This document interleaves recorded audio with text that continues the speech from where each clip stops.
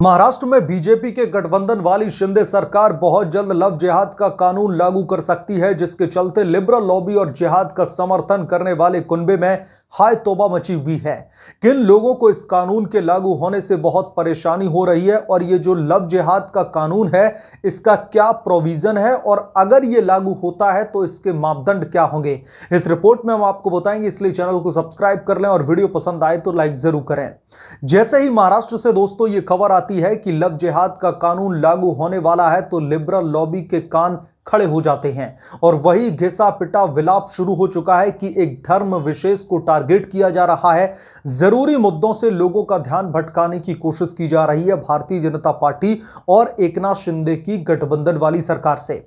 Media reports के हवाले से जो खबरें आ रही हैं उनके मुताबिक राज्य में यानी कि महाराष्ट्र में लव जिहाद के मामले लगातार सामने आ रहे हैं। इसके चलते भारतीय जनता पार्टी के विधायक काफी समय से लव जिहाद कानून की मांग कर रहे थे, जिसको लेकर के महाराष्ट्र की एकनाथ शिंदे सरकार जल्द राज्य में अधिनियम पेश कर सकती है। लव जिहाद कानून पर महाराष्ट्र के डिप्टी सीएम देवेंद्र फडणवीस ने कहा कि हम लव जिहाद कानून के संबंध में विभिन्न राज्यों में मौजूदा कानूनों को देख रहे हैं, उसकी समीक्षा कर रहे हैं, उसी के अनुसार हम इसे तय करेंगे और तैयार करेंगे। हमने अभी तक इस पर कोई भी फैसला नहीं लिया है, लेकिन बहुत जल्द इस पर फैसला लिया जाएगा। अब दोस्तों थोड़ा इस कानून के बारे में भी जान लेते हैं कि आखिरकार लागू होने के बाद में यह काम कैसे करेगा और अभी जहां जहां पर लागू है वहां पर इसका क्या प्रावधान है। आपको बता दें कि वर्तमान में उत्तर प्रदेश, मध्य प्रदेश समेत कई राज्यों में लव जिहाद के खिलाफ में कानून है। यूपी में मौजूद कानून में शादी के बाद जबरन धर्म परिवर्तन, किसी से भी झूठा विवाह करवाना, ऐसी शादी को बढ़ावा देना कानून के तहत अपराध माना जाता है। दोषी पाए जाने पर आरोपी को 3 से 5 साल की जेल और 2 लाख रुपए तक का जुर्माना भरना पड़ सकता है। इसके साथ ही कानून के मुताबिक दरअसल यदि पीड़िता की आयु 18 वर्ष से कम है या वो अनुसूचित जाति या अनुसूचित जनजाति से बिलोंग करती है तो 4 से 7 साल तक कारावास और कम से कम 3 लाख रुपए के जुर्माने का प्रावधान रखा गया है।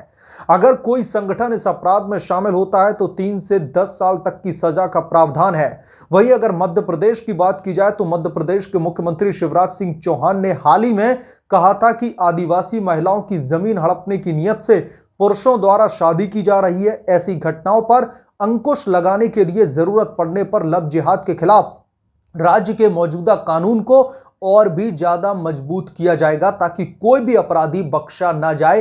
तो सीधे तौर पर जो मंशा है एकनाथ शिंदे और देवेंद्र फडणवीस के गठबंधन वाली सरकार की वो यही है कि किसी भी तरीके से जो आरोपी होती हैं, जो दोषी होते हैं, जो इस तरीके के घटनाक्रम में सम्मिलित रहते हैं, उनके खिलाफ में कड़ी से कड़ी कार्रवाई की जाए ताकि दूसरे लोगों के लिए ये सबब बन सके और वो इससे सबक लेकर के इस तरीके की घटनाओं में इन्वॉल्व ना हो। यानी कि कहीं ना कहीं जो अपराध का रेशियो है वो भी इस कानून से सीधे तौर पर कम होगा।